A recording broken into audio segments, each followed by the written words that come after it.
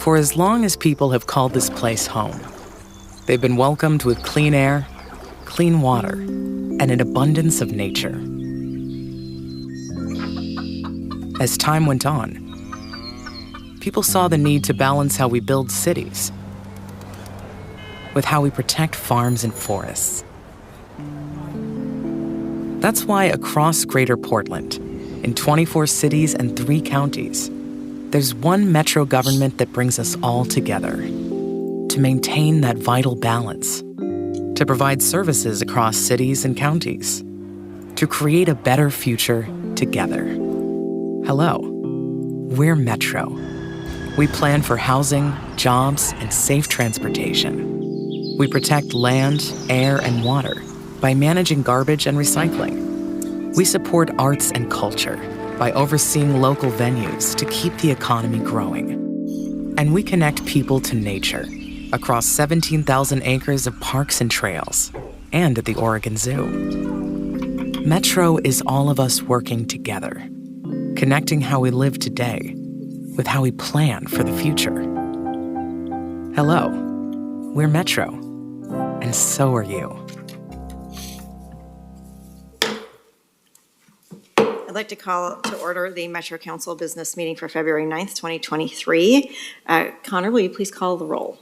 Yes, thank you, President Peterson. Councillor Lewis. Present. Councillor Rosenthal. Present. Councillor Simpson. Good morning, President. Good morning. Councillor Wong. Present. Councillor Gonzalez. Present and good morning. Councillor Nolan. Councillor Nolan has joined us on Zoom, and I think will be joining us in just a second here. And President Peterson. Present, thank you. Quorum. We will now move to, we will now do a safety video for all our in-person attendees. Hi, I'm Justin Dunlap, and I'm the department head stagehand electrician at the Arlene Schnitzer Concert Hall. Safety's a big part of my job. From electrical, making sure that I stay up to date on the NFPA codes and regulations, to rigging, where we make sure that everything is safely suspended overhead, to egress, ensuring that our audiences, performers, and technicians have the safest possible route in case of emergency. I'm out here at the Arlene Schnitzer Concert Hall, and you're in the Metro Regional Center. Please note that we're on the 3rd floor of the building. In the event of a fire or fire alarm, please exit through the door in the northeast corner of the room.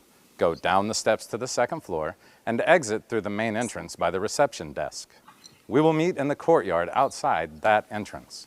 In the event of a medical or fire emergency, please call 911 and notify the security agent at the front desk. The nearest defibrillator is mounted on the steps leading from the reception desk down to Grand Avenue. Great. We will now open public communication on non-agenda items. Connor, will you please describe to the audience our procedures for the public communication portion of the meeting? Yes, thank you, President Peterson. So if anyone wishes to testify on non-agenda items, now is the time to do so. Public testimony will be limited to 3 minutes, and we'll manage a timer to go off at the 3-minute mark. If you have not already signed up to speak, you can do so now. If you're joining us on Zoom, you can sign up by hitting the raise hand button, which depending on your version of Zoom is at the bottom of your screen or within the reactions tab. If you're joining us in person, you can sign up now by filling out one of the blue cards in the back of the room and bringing that up to me. So with that, for those attending via Zoom, in order to allow you to turn on your cameras, I will be promoting you to a full panelist. So I'll call your name. You'll see a window pop up asking you to accept that promotion. Once you accept it, you'll rejoin as a panelist where you'll be able to turn on your camera and unmute yourself. And as a reminder to everybody testifying today, you do not need to give your physical address. However, please do identify yourself for the record before testifying. So with that, President Peterson and councilors, we have a couple of folks who have signed up in advance to speak today. So first up, we have Maddie McDonald. So Maddie, you can step up to one of these tables here. And the mic's all unmuted for you. So you'll have 3 minutes. And your time will begin when you begin speaking. Good morning. Morning. For the record, my name is Maddie MacDonald, Council President and members of Council. I'm here today to express my anger with the way Metro has handled the rollout of the Metro Supportive Housing Services personal income tax and ask you to make it right. Last week in the mail, I got a notice of personal income tax owed from the City of Portland dated January 26, 2023, informing me that my 2021 tax was overdue and I may be liable for a $500 fine as well as interest on the amount owed, unpaid. I paid the bill immediately, as I actively support and want to pay this tax. But a fine and interest costs are not okay. I read in the Oregonian that Metro made no outreach effort whatsoever to inform taxpayers that this tax was due and to give us information on how to pay, nor did any county. The City of Portland apparently just informed local CPAs and business owners. My family is just barely eligible for this tax. It's not in our budget to pay a tax accountant, so I do not have a local CPA. I also do not have a local employer, and I do not own a business. How could I know that I owed a tax to the City of Portland? I know that I have to file a state and federal return, but for other taxes, I receive a bill. For my property tax, I receive a bill. When my husband used to live in Portland and pay the arts tax, he received a bill. I live in unincorporated Washington County, surrounded by Beaverton on all sides. I neither work nor live in the City of Portland. Without some communication from them or from you, there is no way I could reasonably be expected to know that I needed to file a tax return to the City of Portland. Why Metro didn't bother even sending a notice regarding this tax, let alone a bill, is baffling. A 23% non-payment rate is a pretty clear sign that people had no idea this was due. What's even more confusing and frustrating is that yesterday I received a tax welcome letter from the City of Portland dated February 2nd, informing me about the tax as if it were new information. I don't know why this wasn't sent a year ago. It's not clear to me if this welcome letter is being sent in response to public backlash or as a result of me having now paid the tax or what. Does this letter supersede the one that I received previously, or am I still going to be fined and have to pay interest? I don't know, and I'm angry. I'm here today because I think it is wildly inappropriate, given the circumstances, for Metro to make people pay interest or late fines for the 2021 tax year. I want Metro to commit to waiving these punitive costs for anyone who pays their 2021 tax within 45 days of the City of Portland's notice. Beyond my personal concerns, I voted for this tax because I trusted Metro to handle this money responsibly, which is clearly not happening. I have seen no improvement in conditions for our unhoused community members, and if you can't even collect a tax appropriately, how can we trust you to manage and spend it? This is Metro's responsibility at the end of the day. You can't delegate this to the City of Portland and then just blame them and refer people to them for a response. I want to know how you are going to deal with the situation and what you are going to do to ensure that the funds collected are not as mismanaged as the collection process has been. Thank you. Thank you. I just want to take a minute. I don't know if councilors want to wait, to have a comment, but I do want to say that our COO will make a statement after we close public communication, if that's okay, so we can have a conversation then. Thank you. Connor. Thank you. So next up, we have Les Poole. So Mr. Poole, you can sit at either of these chairs. So you'll have 3 minutes, and your time will begin when you begin speaking.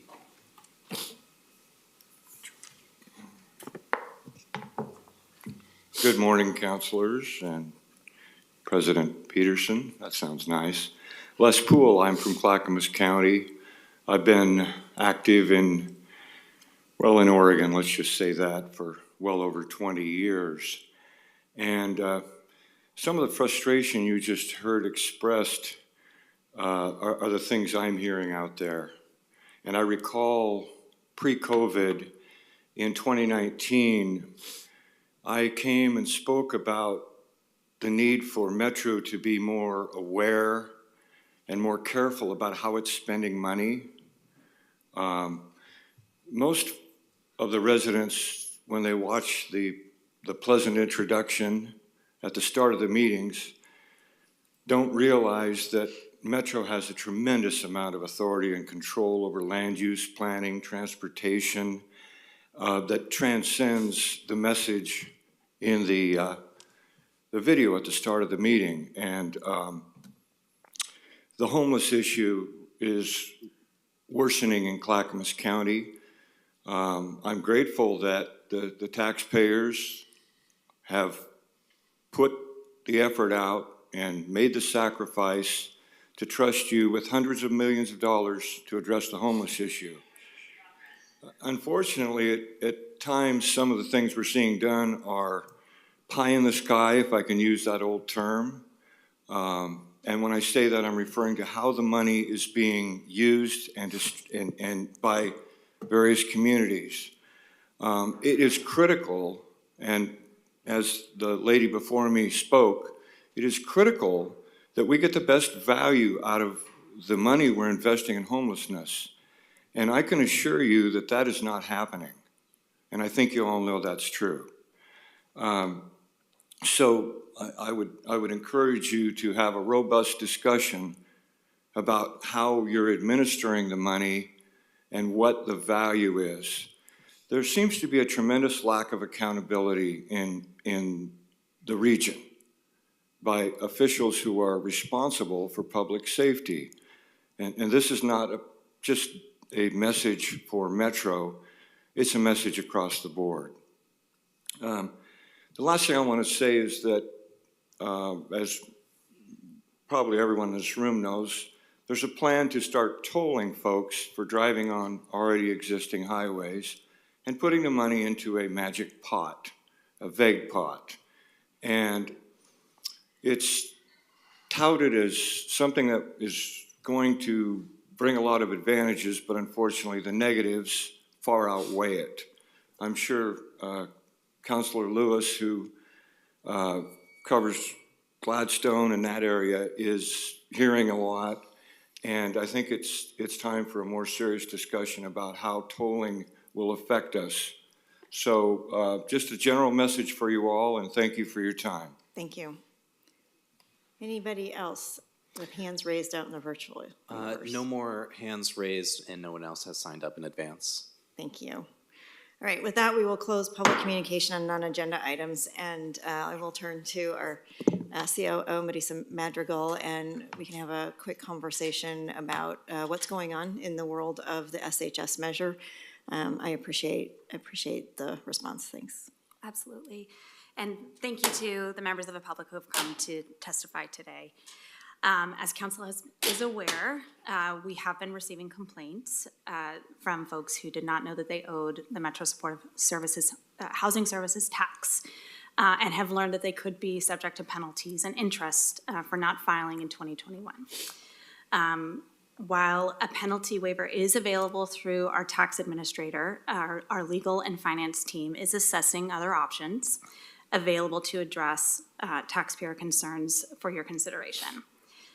We also recognize that while the vast majority of taxpayers who met the income thresholds did pay the tax, about 41,000 and counting, it is not easy to build a new tax into an already complex yearly tax ritual that we all undergo that includes federal and state and local tax filings, especially when the services that many of us rely on to do our filing are not integrated with local tax collection. We believe that the vast majority of people who did not pay the tax inadvertently did so and intend to file moving forward as you heard today. So we hear that and we understand that people are upset because they follow the rules and they want to follow the rules, and we recognize that, and we are absolutely using that lens in crafting options to alleviate their concerns. So, Thank you. Much appreciated. Councilors, any questions for our COO of Councilor Nolan and then Councilor Rosenthal? Thank you, Madam President, and thank you, Ms. Madrigal, for the effort that you're taking to address this. I want to speak to our residents who came and testified today and apologize for the oversight that Metro and our vendor for this collection service did. You've made really good points. We were not thorough in our preparation, and I am looking forward to the solutions that our staff will be recommending. We want to do this as a partnership, and I appreciate your bringing these points, you and all the others who've written us. I'm sorry that you had to go to this effort, but I'm glad you have forced us to raise this issue to high attention. Councilor Rosenthal. Thank you, President Peterson. I think I want to second what Councilor Nolan just said. Apologize for the confusion. There are obviously some Ts that didn't get crossed and some Is that didn't get dotted in rolling this out. For example, there was no automatic way that Intuit or TurboTax, and I've gotten some letters from people who use Intuit and TurboTax that were not informed, and we were remiss, or the city was remiss, somebody was remiss in not informing them and making sure that that was carried through. I'm quite sympathetic with the level of upset that people have said, not with the tax. Most of the people that I've heard from supported the tax. They just didn't support the penalties and the interest fees.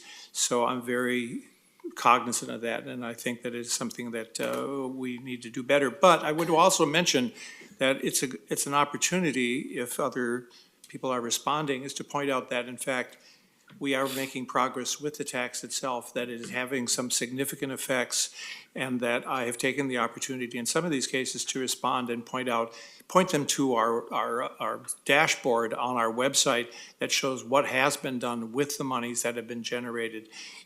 And it's different with each county, of course, but I represent Washington County, and so there's been substantial progress in terms of people who've been kept from losing their homes, people who have been brought off the streets, and also in terms of collecting data that is consistent among the three counties so that we actually know the status of the programs.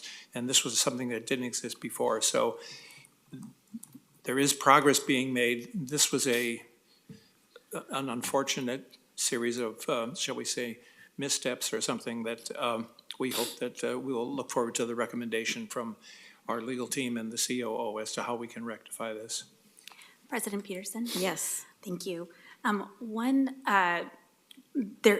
want to say correction, but just one clarification regarding TurboTax. Our understanding is that while TurboTax and Intuit did not allow folks to file through them, in other words, like fill out a form and pay through TurboTax, they did include a trigger for certain incomes that included a link and a question or statement, you may owe this tax, and here's a link to the city of Portland. There's been a lot of facts in the last couple of days that have been spoken about, and so I just wanted to clarify that. Thank you. Councilor Lewis. Sure, thank you so much. And I'd like to thank you for bringing this conversation up to the COO level. I've had numerous conversations over the past 2 to 3 weeks as I've heard from constituents, and I'm glad to have your engagement so that we have a coordinated effort that is not just within finance and fiscal, not just within the program itself and not communications alone. It's a combination of all three of those departments that you can best coordinate. We will continue over the next 9 years to have people come on board essentially to this tax. What is the balance in your mind right now between putting out this fire and also setting ourselves up for success so that in future years when people come into this tax, either because of change of jobs or the change of the value of the dollar, they are having an easier experience than what we've had this year?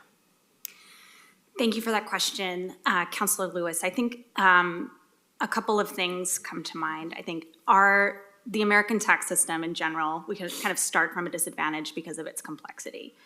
And so, in trying to communicate with our local community, we are trying to integrate into something that is just challenging. So I think we have to plan, for that. I think the first year of any tax, especially when it's a one-off, I myself, I use TurboTax. I filed all my stuff, and then you have to go separately into this other area. It's not easy, and I think the one thing we can all agree on is that we all pay taxes, and it's not ever fun, So I think we can come to this conversation with compassion and understanding for the difficulties and put ourselves in the shoes of folks who had challenges. I've got a really smart team on our legal team is amazing, our financial team is amazing, and I'm confident that we can come up with solutions to communicate differently and hopefully over time integrate better. Now, I also want to be very clear, though, that there are some circumstances which we cannot predict. For example, if someone's earned income is below the threshold, but they sell a piece of property and or they sell stocks and their income goes above the threshold and they've not, not had to pay, they've not met the thresholds in prior years, there's no mechanism for us to know or collect that information until they have filed their state and federal taxes, and then we receive that information and can go back. And so that is what has caused the stress in this moment, is that the city of Portland, our administrator, was able to, at the end of last year, receive information for filers who had filed previously, and was able to match up who had paid, who met the thresholds and paid, and who met the thresholds and didn't pay. And again, we recognize that people want to do the right thing. This is an amazing community, an incredible region with people who supported services for others that won't necessarily benefit them. And so, we want to be clear that we recognize that and are operating in good faith to match theirs. Great, thank you. This item was discussed at the Oversight Committee 2 weeks ago. That committee is made up of folks who not only are interested in the program, but some of those individuals pay the tax themselves, and some are senior staff at organizations that pay the business or qualify to pay the business portion. So lots of interest there in getting it right, not only by the people who are in this kind of hole this year, but not having that hole in the future. We won't always know, as you are pointing out, but the way we communicate could be a lot better, so thank you. Great. Councilor Wong. Thank you, Madam President. And, I think at Metro, we really pride ourselves on being a regional convener and thought leader. And I'm wondering what the steps are to coordinate better with our jurisdictional partners, particularly at the city and Multnomah County. I know there's also a universal pre-K high earners tax as well. How might we coordinate better on all these various taxes that have sort of the same mechanism and make it more streamlined for the public? I think that's a great question, and I think a lot of the decisions that you made as a council in designing the taxes, and that the county also through their preschool tax, there was quite a bit of intention placed on aligning with the current collection practices. So what the city has had, the city of Portland, we have many cities, but the city of Portland has had a tax collection system set up for some time. And so we did our best to mirror their system, and as did Multnomah County, so that there wasn't a lot of difference between the rules to hopefully streamline things for folks. It can always be better, of course. And that's one thing as we explore different solutions to alleviate these concerns. We are in direct communication with Multnomah County and the city of Portland to understand the logistics of various solutions like waivers and what that means and how it would be communicated and when. And I think it's important to make sure that we have a full understanding of those before we communicate, so that we don't inadvertently create, additional challenges and stress. Thank you. Yeah. I hope we can expedite. Is that a word? Expedite.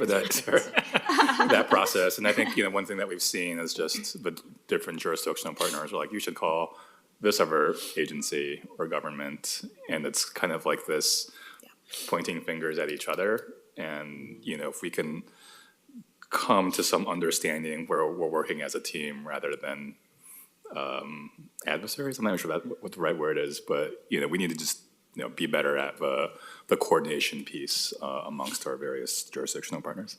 Thanks. Totally agree. Thank you. Councilor Gonzalez. Thanks, President Peterson. I'll try and be short here and say that many of the things that I wanted to say have already been said, but I want to direct my comments at the folks that have provided testimony in person today, but also as a as counselors, we've received dozens and dozens of email communications as well from constituents. And, you know, we could have, should have, and will do better. And I feel a really strong commitment to that we're in the middle of tax season. It's very top of mind. Cost of living is a significant issue. I understand that 100%. And I hope that you get a sense from this council, full commitment to vigorously exploring every option that we have to make sure that that folks are not burdened additionally. And I feel that, and I know from the conversations I've had with our COO and with our staff, we're working on that. And just like many of my peers on the council have said, where it's very top of mind, and we will do our best to make it right. Thank you.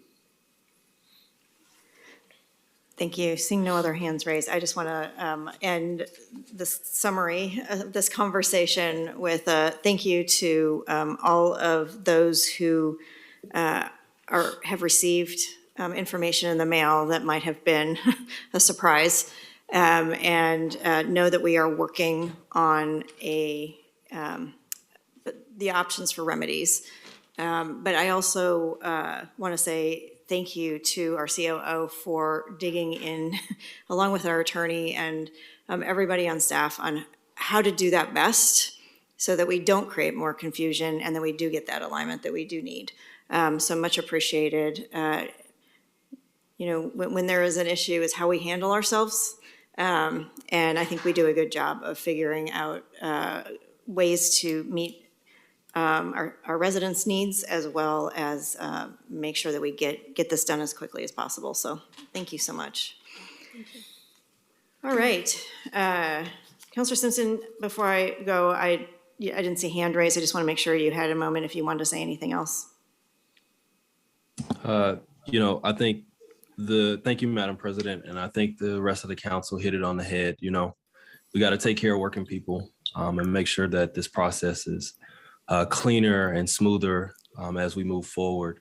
And I'll leave it there because I know, you know, we can run around the circle a million times, but I trust that our staff will come up with some creative ways to make sure folks, especially working class people, are taken care of moving forward. So thank you. Thank you, Madam President.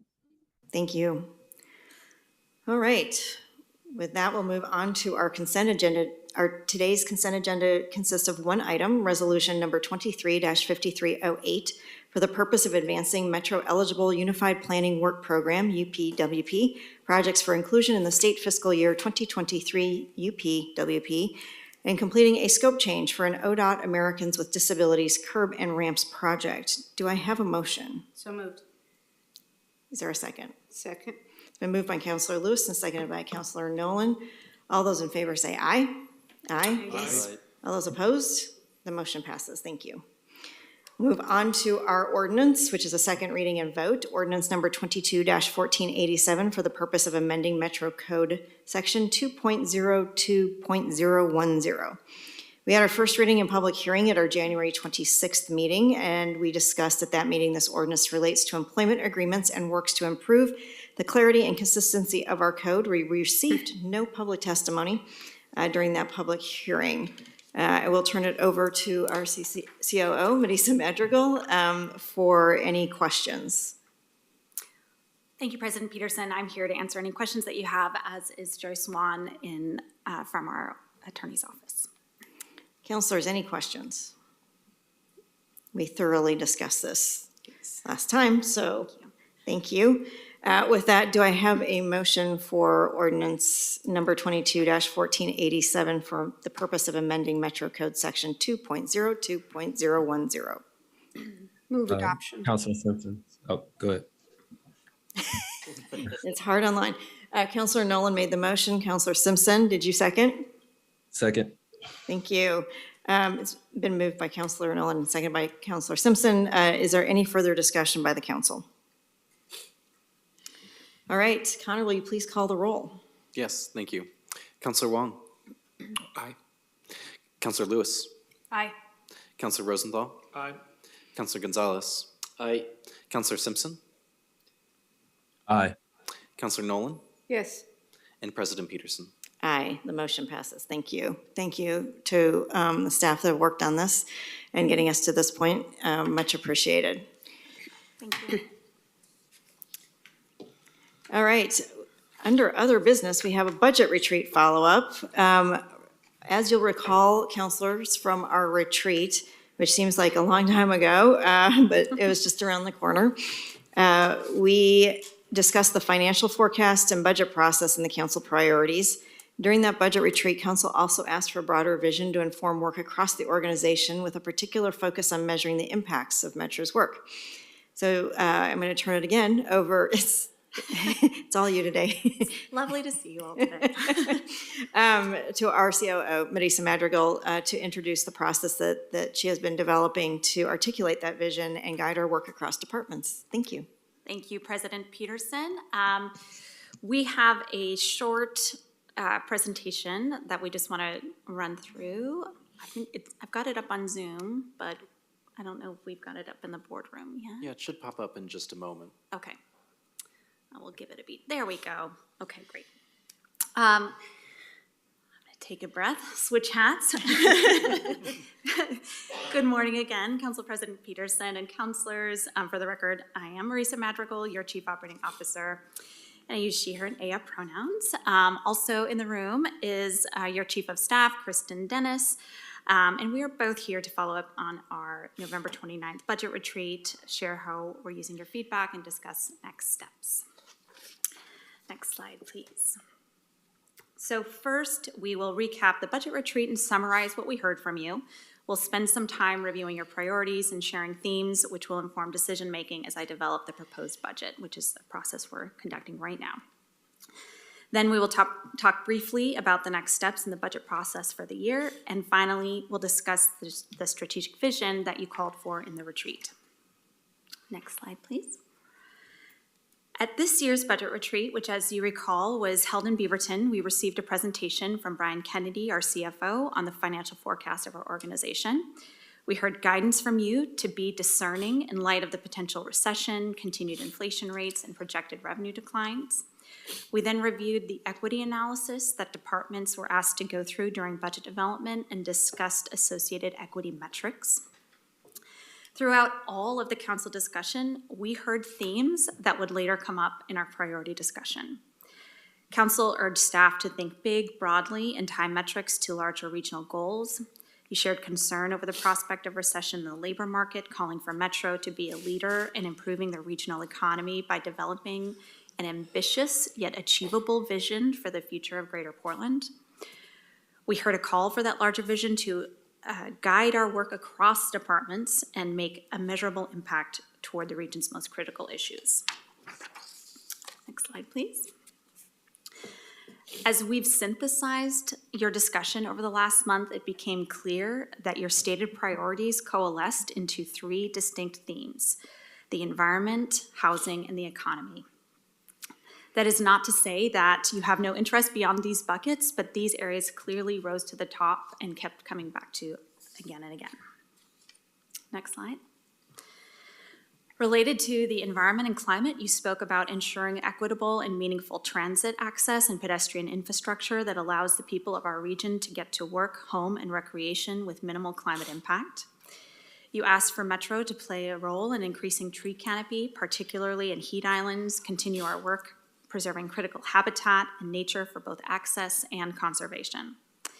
And lastly, you called on Metro to be a regional leader on climate data to inform decision-making in the future. Next slide. Related to housing, you shared the value in keeping our promises, delivering on the supportive housing services measure and affordable housing bond, supporting those teams, considering future funding, and working with partners to find solutions to production shortfalls through coalition building, and clearing barriers through innovative land use policy, such as your recently approved urban growth boundary exchange. Next slide. And lastly, regarding the economy, you overwhelmingly spoke to the need to bring tourism back to Portland, revamp our image, and recover our economy. You underscored our venue's critical role in drawing people back to Portland through diverse programming and investments in these assets. You spoke to the need to expand workforce development programs in critically understaffed areas and to invest in quality, well-paid jobs for the people of Greater Portland. As we near the next phase of budget development, I wanted to just quickly review where we are in the process and share how the budget retreat will inform that decision-making. So last summer and early fall, finance and departments began to develop capital improvement plans, scope projects, and update financial forecasts. In November, we met with you to seek your feedback. We used this information as well as the forecast to provide guidance to departments as they developed their budget requests. In December, departments and venues submitted their requested budgets, and we're currently in the process of reviewing those requests. In early March, I will develop the proposed budget for your consideration using the priorities that you identified during the budget retreat and any additional feedback I hear from you today or in the next couple of weeks. I plan to use the themes that emerged, environment, housing, and economy, to prioritize investments. In April, you will receive that proposed budget, have a series of meetings and presentations, and begin to deliberate. In those meetings, we will highlight your priorities to ensure that you can see where we are making changes based directly on that feedback. And then after much deliberation, the budget will come before you for adoption in June of this year. So lastly, your call for a more precise vision for Metro and Greater Portland has not gone unheeded. I'd now like to take a few minutes to share some thoughts and get your feedback on a framework for development of that vision. Slide. Okay. Great. At the budget retreat, you shared that we need a clear vision that serves as a North Star, that allows Metro to make bold moves and to work across departments and jurisdictional silos. But you also emphasized that that vision needed to have concrete, measurable targets attached so that our collective energy could be targeted toward linchpin outcomes that improve the lot of our entire region. 2 years ago, the council approved the strategic framework, Keep Our Promises and Build Back Better. That framework included guiding principles of racial justice, climate justice, and shared prosperity. It is a tool designed to align our existing lines of business toward common goals in an uncertain and ever-evolving environment. It intentionally identified all the roles that we play and services in which we are called to keep those commitments and live out our principles. This framework has already been effective in helping the entire organization prioritize effort and investment where there is no shortage of ideas or frankly need. It has helped us keep our solemn commitments to the voters and in some cases exceed our goals. It was designed to be nimble and relevant in a constantly changing world, and it is proven applicable across the organization despite our incredibly diverse lines of service. As you know from previous budgets, departments have used the framework to set and meet departmental goals related to the outcomes. And I believe the strategic framework is the right container in which to set strategic, measurable, metro-wide targets in 3 categories where there is council consensus: housing, the economy, and the environment and climate. I would propose that we work to identify targets which, if accomplished, allow us to meet a number of desired outcomes. For example, we know that housing isn't just a roof over your head. It is a gateway to physical and mental health, a job, stability, community.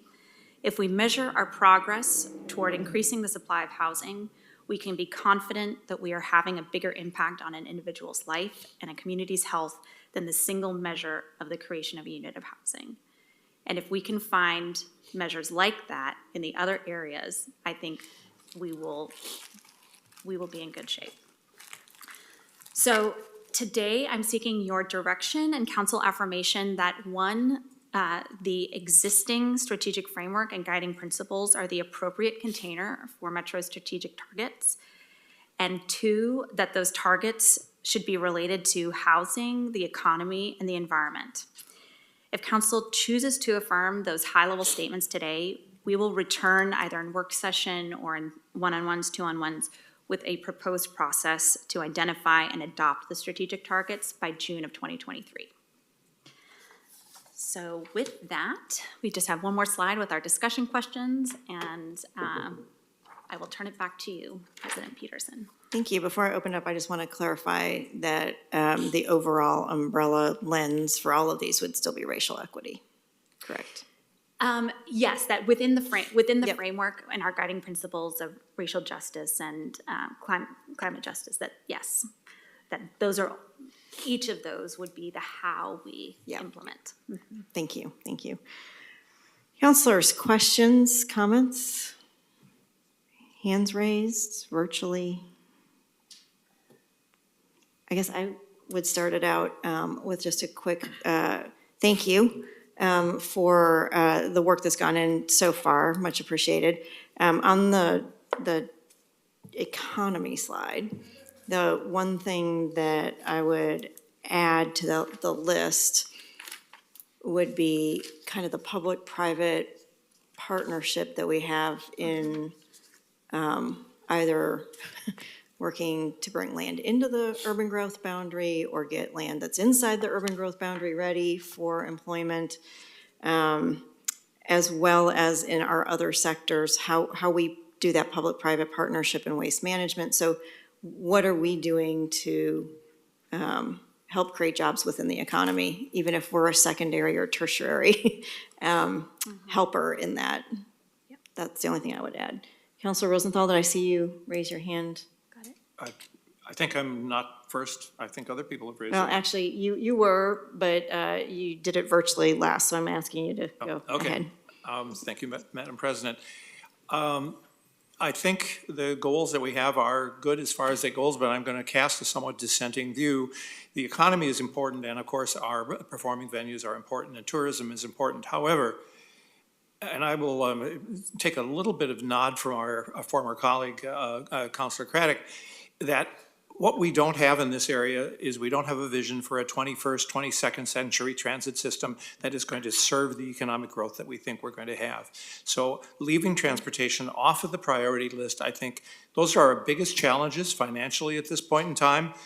I represent an area that has very inadequate transit and transportation systems in some regards. And I think that leaving transportation off of our priorities at this point in time would be, it is part of the economy, but it is a separate issue as well. I think there's a lot more we can do in terms of climate modification or climate protection in the transportation area. And I think there's a lot we need to do in terms of stimulating the economy in that regard. So I think we're leaving off something that is actually crucial. Councilors, oh my goodness, I have a full lineup here. Councilor Huang, Simpson, Nolan, and Lewis. Thank you, Madam President, and thank you for putting together a summary. I thought that captured our conversation really well.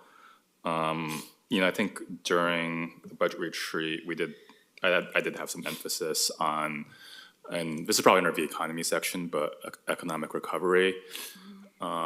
Especially as we may potentially be entering a slowdown or recession in the mid to near future. I think like Councilor Simpson mentioned, I think our work should really be focused on working folks and maybe making that more clear in the economy section. And I think like these priorities are issue specific, but I think the crux of the work is really how do we alleviate the challenges that working folks are facing in this region. And that, I think to me, that's more of a true guiding star than specific issues like environment, housing, or economy. It's like, how do we bring real benefits to folks on the ground that are experiencing challenges in accessing housing or getting to where they need to go. And I think that's kind of the frame that I would approach the work with, through these specific issue areas. So that's just my main comment is folks are having a hard time right now with inflation and all the other challenges that are being experienced on the ground, and what is our role to alleviate that? Thanks. Thank you, Councilor Wong, for those comments. I really support that, and I think that our overarching framework and the principle of shared prosperity is really where we can, maybe flesh out some definitions there, because I think, as we have tried to live by those principles over the last few years, we've tried to think about how does this decision, who pays for this decision? Where does that burden fall? Is it on the government? Is it on the worker? Is it on, something else? And then also, who reaps the benefit? Is it the worker? Is it the government? And entering into that intentionally with that principle, I think, is a way to get to how do we alleviate the challenges for working folks. So, I really appreciate that. Thank you. Counselor Simpson. Thank you, Madam President. Thank you, Ms. Madrigal, for the presentation. I think you hit on a lot of the key topics that are important to me, and I want to thank President Peterson and Councilor Rosenthal for bringing up land use and transit. Those are especially transit, super important for folks out in East County. One thing I do want to add is, as we think about workforce development, and we understand that it's a nuanced situation, and thinking more in the mindset of like a private partner, public-private partnership with our employers, our trainers. Is that possible to have those conversations? And then also, as people begin to have some upward mobility with family wage jobs and working people can take care of themselves, I don't want to create a situation where we have forever renters. And I would like to see more folks get home ownership opportunities as their upward mobility is increased, because they deserve a right and have the right to build wealth within their families, especially for those folks who have historically been locked out of that space. So I would like to make sure we elevate that we don't want to create a situation where we have folks, who can afford to purchase a home, but they're stuck in a situation where they're renting. Thank you. Thank you. All right, Counselor Nolan. Thank you, Madam President. These are interesting comments, and as they build, I think they are complementary, but sometimes competing, and that will be true of what I'm about to say. Multiple vague and conflicting goals. Yeah, let's not do that anymore. I'm interested, I have two lines of comment, Madam President, if I might. One is around urgency, and I'd like some clarification first. You mentioned a vote in June around targets. If we don't approve targets until June, how can they possibly be used by department directors to build their budgets to achieve them? That's a great question. So I think first, I think the process to identify targets has to include some criteria. I would say that those criteria, we should be choosing a target in which Metro is well positioned to make a difference. So I'm going to use housing as the example because that's the easiest one to sort of visualize. We are currently doing a lot of work in that area, from our affordable housing bond to our land use policies.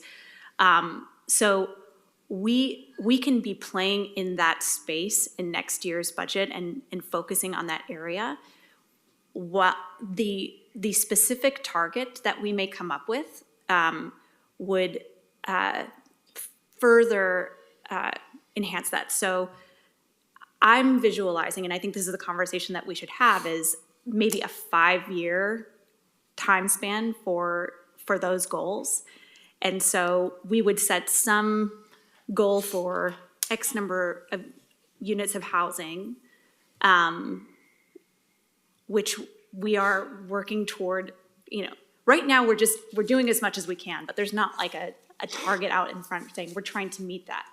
We're just saying, let's do as much as we can. Let's put a number to that and see if we can hit it. Yeah, right. Yesterday. So I had the same question. Yeah. And I think what resonated with me is that, it was the end of November when we said we wanted these strategic targets. And we need to be very careful of which target we point to and how much it is, and have a more robust conversation about that. And also take it out to thought leaders and community leaders in the community to make sure it's the right measure.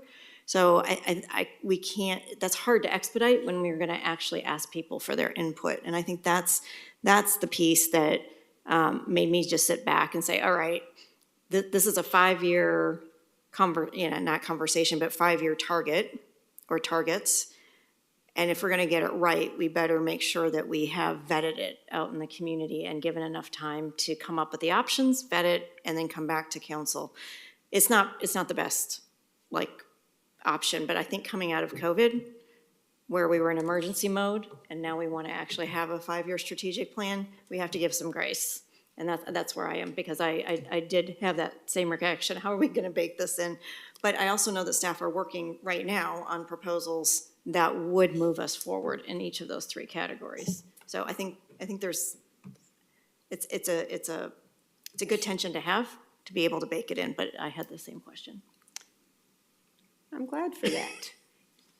And I will be the loyal opposition here. I don't think there is anything more important that this council does than setting those goals and setting them as reaches. When we talk about climate justice and we talk about racial justice, every month we delay is a month in which we are collectively saying the current situation of inequity is okay with us. And that is what drives my pushing hard on this, that I have sat on this council for 2 years and I am way past my threshold for when I'm willing to say that it's okay. Madam President, I have another point and I will either make it now or wait Go ahead. for another time. I want to weave together some of the comments that have made about transportation and specifically about transit infrastructure and land use. I represent a district that is very dense in terms of residential population and enjoys, perhaps with my colleague, Councillor Wong, the densest transit service in the region as well. And those go together. We have within the existing urban growth boundary and within the existing service areas for cities in our region, enough land to build all the housing that the forecasters tell us we need in this region. We need to invest in the infrastructure to get transit as well as the more mundane things like water and sewer, important but more hidden, to those areas before we push to expand those services to much less efficient, because they're less dense areas of the region, and inappropriate for conversion into urban development because they are the richest farmland in the state and maybe in the country. So find a balance here and find ways for us to be a technical advisor or an advocate or we've got your back, local governments, if you move to make the process of development within your areas. And I am talking specifically about the local government that constitutes most of District 5, so that development of existing properly zoned in the UGB land can happen and be inviting to developers, family businesses who want to develop here. That's a really efficient and smart way for us to put our financial and public advocacy resources. Thank you. Thank you. All right, Councillor Lewis and then Councillor Gonzalez. Sure, thank you. Oh.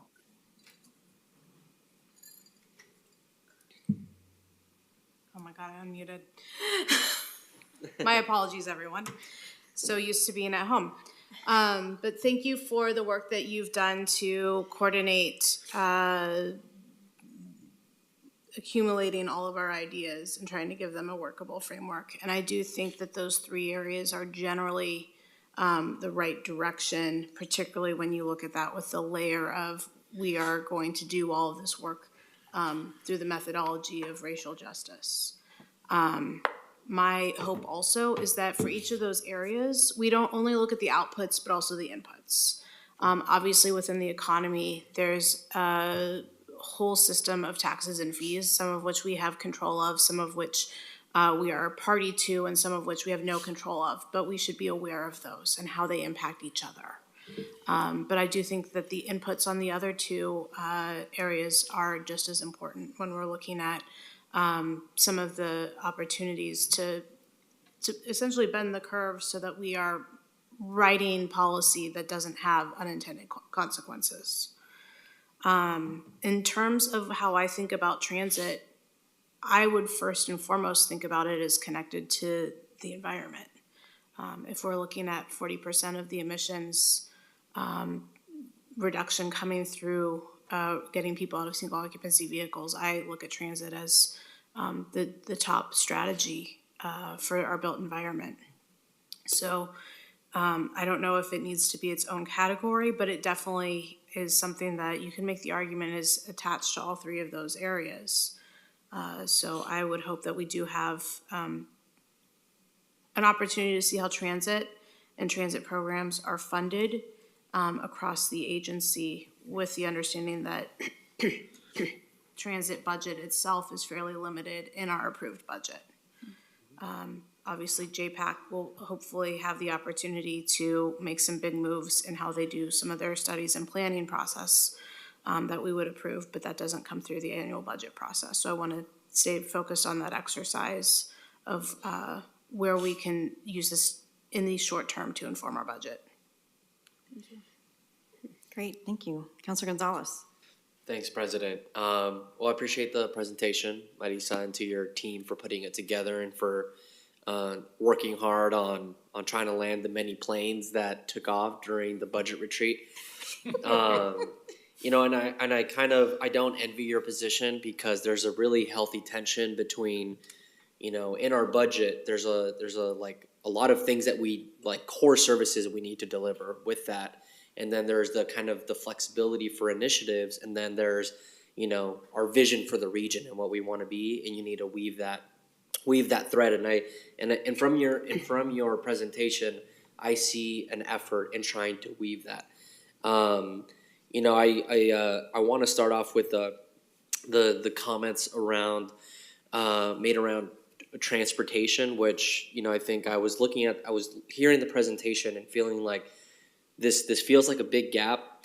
You know, however, also I tried to put myself in the position from, you know, staff as implementers, and, you know, we don't own a transit system. We don't build or operate or maintain roads. We don't build housing. A lot of our money, right, is kind of more upstream on the planning and the policy. And so I then kind of tried to reframe, and I see a lot of the goals showing up in other areas around, you know, well, what are the things that we can influence through that policy? So I just want to acknowledge that I do see that in there, and I just I'm mindful of that. I think for kind of the transportation item, but in general, I have like some notes that I took, and one of the things that feels like a really important element, not only to that, but in general, is this concept that I want to bake in for the future around leverage. And I think it's something that the council has put a lot of effort in as well, with the budget allocation that we made into the innovation position or the social enterprise position. I forget what we call it, sorry. But I know that it has a lot of names, but the spirit is there, you know? And specifically, like, I think that in general, I get this feeling, and it's not rooted in fact or anything, it's just a feeling. So, take it for what it is, but I feel like we underperform on grants. And I want our region to just be ferocious competitors when it comes to state and federal opportunities, especially with bipartisan infrastructure law, et cetera, all those things. And if we get really focused on those opportunities, then we bring in money for our transit projects, for the different road projects that we need to accomplish in the region. So anyway, leverage is one theme that I would really love to see given as direction to our department directors, to be open to some of the incredible kind of visioning opportunities that the federal government is looking for agencies like Metro that are thought leaders to put together. Second, on the economy slide, I like double plus on the tourism front. Like that has been something that I've like grown to appreciate more and more, especially since tourism is the second largest sector in our state, and the important role that Metro plays, not only with our venues, but with really the recruitment arm that we have for the world, that is probably the face that we give to the world about who we are as a region, who we are as a city, and a collection of cities. Under economy, I really want to see more language around not just on workforce, but on procurement and policies that we take with our partner agencies on mega projects, small projects, you name it, because I want us to really have a dedicated strategy around supporting and cultivating small businesses and BIPOC-owned businesses in this region. And I think that as we exit the emergency resources that were deployed during COVID, there was so much money that came through that I feel like, there was this pressure to just open the spigot a little bit more, and we're gonna have to look back and say, well, where did all that money go? And did it make big players bigger? Did it help small players become medium or bigger? And I think that now as we assess the lay of the land, I'm starting to hear a lot of, like it didn't really come to us. It went to the big players. And I think that with these, with these mega projects, just an incredible opportunity for us to be really focused. And lastly, for housing, just felt like there was a little bit of vagueness around the production pipeline. I feel like it's a little ambiguous and it could mean a lot of things, but kind of echoing to what my peers have said around just units and really focusing on infill I think we need to really put every lever on the table, and we need to pull every lever. Mm-hmm. I think that's very clear to me, to us, and that's both public and private. That's home ownership, that's everything. But yeah, obviously I think this budget cycle is really important every budget cycle is important, but especially with this just kind of this new kind of reopening of so many things. I just think it's top of mind for more folks, and just appreciate you listening to what I had to say. So thanks. Thank you. I think you said something very important there that's worth emphasizing, is that, when we set a strategic target, no matter what that is, we want to make sure that we're picking something that Metro has multiple tactical levers that we can pull to achieve that target. So, in housing, we might include our affordable housing bond. We include land, helping cities develop so that they can develop their own housing. We might lobby at the legislature. We might do multiple things, but they're all pointing toward that thing. Transit is a tactic to get to certain outcomes. So I think, whatever we pick as that target, we want to make sure that we have, whether it's greenhouse gases or habitat or, whatever it is, that we have more than one way to get there. And I think looking at these and having, mulled this over the last few months, I think these areas, we have a lot of levers that we can pull. And the opportunity here is to be very intentional about that and pull in coordination and alignment, so that we have that collective impact as an organization. 100%. So I think in summary, what I'm hearing is that the three main areas are essentially, I've got, counting everybody, Counselor Simpson, you didn't have anything to add, did you, before I sum up? Okay. That the three areas are important and should move forward. We need to figure out how transportation helps on all of those fronts. I heard the themes of leverage, racial justice.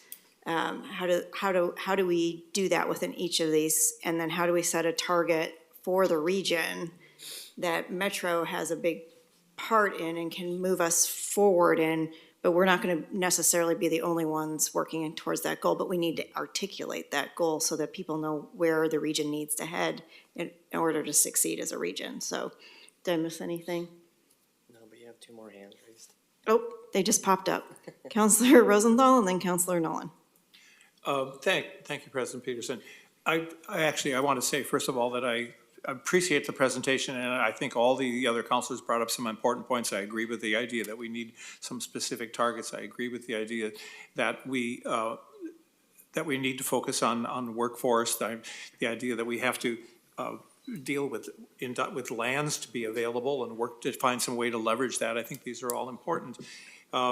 And I just want to say one other thing about transportation. I agree with the idea that also that we are not ones that have the money for doing transportation, but I think, as has become painfully obvious, we are the only entity that has a regional perspective that it comes to transportation. The state is focused on the entire state, and individual counties are sometimes focused only on their very specific parochial issues, and the cities, of course, are focused on their cities. We're the only ones that really can come up with a vision. Visions don't take so much money, but visions lead the way. Thank you. Counselor Nolan. Thank you. Budgets tell yourself and others who are paying attention, if anybody does, pay attention to the dry subject that is public budgets, what your priorities are. And we've identified priorities that, as we somewhat facetiously commented about, were big enough to carry anything. I would like us to be moving toward priorities that actually help us make choices, because that is my understanding of the essence of a budget process. It is to choose to put our financial and human and reputation resources in these directions and not in these. Because if priorities are big enough to capture anything we're doing now or anything we might do, they're kind of useless in a budgeting process. And I know there's a tussle, because here we wanted to add transportation to the list instead of narrowing it down. But if the way we influence the economy is principally through the venues, then that's what we should talk about. If we think we have a bigger role, where we have multiple levers, as you mentioned, we should articulate as precisely as we can what that is. I want the priorities to be something that pull our departments to a future instead of giving them a box to check on their budget paperwork. Great. Thank you. I think we've come to a close. I don't see any more hands raised, and I appreciate all the work that has gone in to date to get us to this point. I indeed look forward to the choices that will be vetted out with the community and a process to prioritize that and figure out, are we going to get to one goal or do we need a multitude? My hope would still be that we get to one per, but that doesn't describe multiple vague and conflicting goals, and it doesn't describe our society as a whole, but we might be able to get there. So thank you, Kristen, and thank you, Marisa, for working on this, and we'll look forward to another update. Thank you. And we'll move on to Chief Operating Officer Communication. Again, It's me. It's Hi. all day. I just have a few small updates for you, in relatively speaking to what all things we talked about today. So just a few reminders, if you as counselors would like to attend the Greater Portland Inc. Best Practices Dinner on Thursday, February 16th, please let Val know. We'd love to have you join us and spend some time chatting with those folks who are coming to learn about our regional government. You are also welcome to join us on that Friday for the Best Practices Wrap-Up Session. We're going to be hosting a panel here in the council chambers from 2 to 5 on the 7th, that's Friday the 17th. And we'll be hearing there from Metro colleagues in dialogue with local partners from business and government about how our plans for the future address the urgent needs of today. Let's see. Second, and the final update, I just wanted to note that pre-applications for Parks and Nature's Nature and Neighborhoods Capital Grants are due next Tuesday, February 14th at 4 o'clock. Nature Neighborhoods grants are funded through the 2019 bond measure and provide grants to projects led by neighborhood groups, community organizations, schools, park providers, soil and water conservation districts, local governments, and others. Projects must protect water quality and fish and wildlife habitat, support climate resiliency, and/or increase a community's connection to nature. The current cycle will provide approximately $2.7 million in grant funding for projects throughout the region with a focus on those benefiting historically marginalized communities. I'll be providing additional updates as we move through the grant cycle, but I'm very excited to see what new projects we have coming through.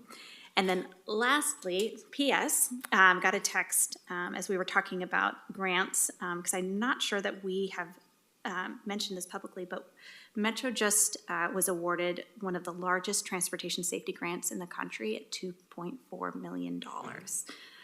So great job to the transportation team, Margie, and everybody in planning, Andy Shaw, for pulling that in, because that's More of that. more of that. There you go.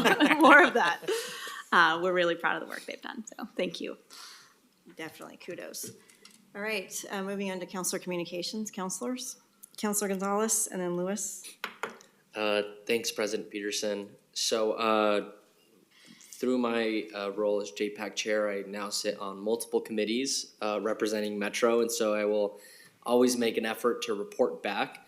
Last Friday, we had our first OMPOC meeting, which is the Oregon Metropolitan Planning Organization collaborative, I'm guessing what the C is. I don't know what the C is. Coalition? Okay, great. And it was great. We have a new chair, city councilor from Bend, and we're exploring some general legislative agenda concepts that OMPOC might be able to support in Salem. Very, very high level items and a report out of major efforts happening in the region. A good meeting all in all. Also on Monday, we had our third West Side Multimodal Improvement Study Steering Committee meeting, which is a collection of government agencies that intersect with Highway 26 and a few miles north and a few miles south, looking at different plans and concepts that we can move forward to improve flow through that corridor through multiple modes and multiple avenues, I guess you could say. A fruitful conversation, and our consultants are currently working on creating a methodology to start to look at the kinds of projects that we'd be able to prioritize. Also on Monday, we had the R1 Act meeting, and at that meeting, there was a pretty significant conversation on the STIP, which is the State Transportation Improvement Program, and a whole series of projects made it onto that list that Metro and Metro staff are very supportive of, that would supercharge, I guess you could say, bus electrification, and also a lot of our high-capacity transit corridor projects that we're working on. Also, we got a great presentation from ODOT on how they are allocating their CRP funds And also, they are getting a direct allocation from the federal government on electrification, and specifically, they're talking about their charging station rollouts in different corridors of the state. Really fascinating. I should probably forward that to y'all so that you can look at it. And then on Tuesday, we had the RTC meeting, which was just folks talking about their local plans north of the river. But all in all, good stuff. Oh, and one more thing, I guess. This evening, Partners in Diversity is hosting Say Hey for the first time ever in Washington County after their 12 years of service to Portland, the Portland metro area. So it's really exciting that event will be in Hillsborough today at Hidden Creek. So I'm sure you had to register in advance, so don't show up without registering. But if you do, you can blame me. Would love to see folks out there if you can make time. Thanks. Awesome, thank you. Councilor Lewis, then Rosenthal, then Simpson. Sorry. Old habits hard to break.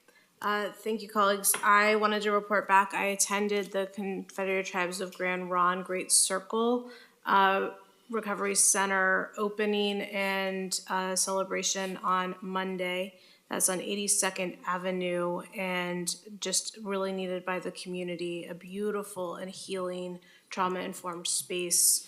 They are weeks away from being able to welcome folks in because they still have a few state permits that are needed. There's not a more regulated industry, I don't believe, than some of the work that they do, but they are obviously a good partner for some of the work that we do, but important as we consider what our transportation vision is for 82nd Avenue. We need to make sure to serve the people with that as their destination.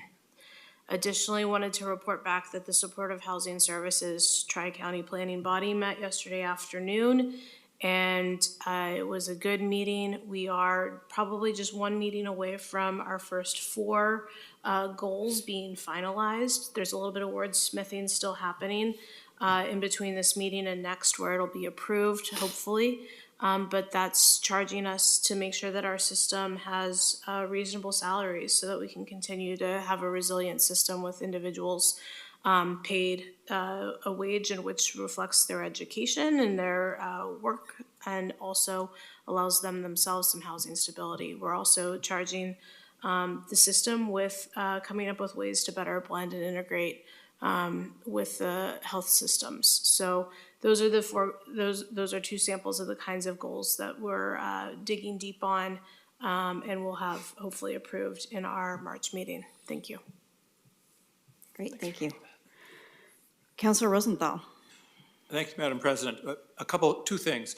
First of all, I want to report Councilors Lewis and Simpson and I attended the Zoo Foundation meeting this morning. It's the first time they've met in person. They were welcomed to Councilor Simpson, and we're very thankful to Councilor Gonzalez for his past service. Things are looking fairly good. They had projected that they might have a loss this year, but in fact, they're going to break even. They have 4 education programs they've had a leader for 6 to 10 months who is getting 4 education programs. They were one of 6 zoos nationwide that got special earmark grants in the recent congressional funding, which was for the Condor program. And they got some comments from some zoos down in the South that said that we had the best elephant habitat in the country. And so it was generally a very positive meeting. They have been way in advance of their funding goal. Their previous goal had been like $900,000 a year, and now it's bumped up to 1.8 million, and they're thinking of raising it to 3 million a year. So there's a lot of positive things going on there. Another thing I want to report is, and I'll sound a little bit like a broken record because it's going to deal with transportation. I attended we funded King City to do a comprehensive plan on their expansion in the Kingston Terrace, and I attended the public meeting last night. It was controversial, I think you might say. Kingston is between a rock and a hard place, and since other councilors may not know this, from South Hillsborough to Beaverton to Tigard, which is River Terrace, which we just approved last week, to Kingston Terrace, which we had approved earlier, to another plan, which will come out probably from Sherwood coming up, and as well as some things we've approved in Wilsonville. There are approximately 25,000 housing units being planned for the west side of this district. That's about a quarter of the housing need in the state. That is a rather significant chunk. There are transportation issues that we know, and as you probably know, as everybody knows, that the RTP from 2018 didn't quite envision this level of growth and this level of focus in this area. So obviously, the cities themselves, particularly King City, which used to be a fairly small, sleepy little retirement community, but now is getting to be much more of a city, does not have the ability to plan regionally. And so there is going to be a bit of a burden upon us to plan for future transportation and connectivity in that region, because I've also mentioned that everybody knows the two of the larger employment areas in the areas are north in Hillsborough and south in the Sherwood, Wilsonville, Tualatin triangle. So it was an interesting meeting. I was going to provide a regional perspective, but let's just say there were so many people that wanted to testify opposing the city's plans that that never happened. Thanks for the update. Councilor Simpson.